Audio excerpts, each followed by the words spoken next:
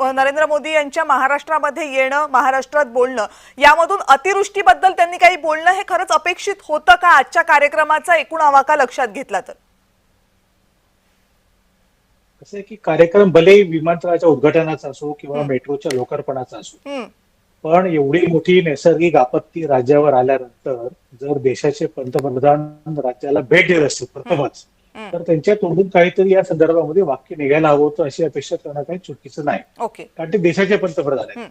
पंतप्रधानांनी फक्त एका स्पेसिफिक कार्यक्रमापुरतं यावं आणि स्पेसिफिक कार्यक्रमापुरतंच बोलावं अशी अपेक्षा नसते. त्यांनी एकत्रित राज्याचा आढावा घ्यायला हवा होता, शेतकऱ्यांच्या पाठीशी उभं राहायला हवं होतं. अशी अपेक्षा कोणी करत असेल तर ती काही मला गैर वाटत नाही. आणि बऱ्याचदा असं होतं की कुठल्या तरी इन्फ्रास्ट्रक्चर प्रोजेक्टचं अनावरण करताना, लोकार्पण करताना राजकीय भाषण होतातच. राजकारणी हे राजकीय भाषण करणार याच्यामध्ये काहीच नवीन नाही. पण राजकीय भाषण करत असताना त्या शेतकऱ्यांच्या जखमेवर फुंकर घालणारं एखादं विधान केलं असतं तर काही बिघडलं नसतं.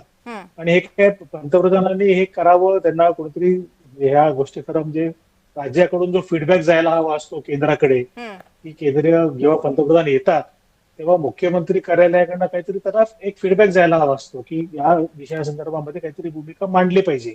तसा गेला होता की नाही आपल्याला माहित नाही, पण पंतप्रधानांनी या विषयावर बोलायला हवं होतं हे इतकंच खरं आहे. कारण एवढी मोठी नैसर्गिक आपत्ती आल्यानंतर 32,000 कोटीचं पॅकेज राज्य सरकारने दिलंय, गावाच्या गावं वाहून गेलेत, 200च्या वर तालुक्यांमध्ये नुकसान झालेलं आहे. एवढं सगळं असताना पंतप्रधानांनी ते बोलणं हे खरं म्हणजे सुसंगत ठरलं असतं. भलेही एअरपोर्टच्या उद्घाटनाचा कार्यक्रम असो किंवा मेट्रोचा असो, पण महाराष्ट्रामध्ये आल्यानंतर मुंबई ही महाराष्ट्राची राजधानी आहे आणि महाराष्ट्राच्या राजधानीतून महाराष्ट्राच्या शेतकऱ्यांसाठी काहीतरी संदेश गेला आहे हे त्यातनं दिसलं असतं. ते आपल्याला काही बघायला मिळालेलं नाही. त्याच्यापैकी चूक कोणाची किंवा काय हा नंतरचा मुद्दा असू शकतो, पण पंतप्रधानांनी हे बोलायला हवं होतं.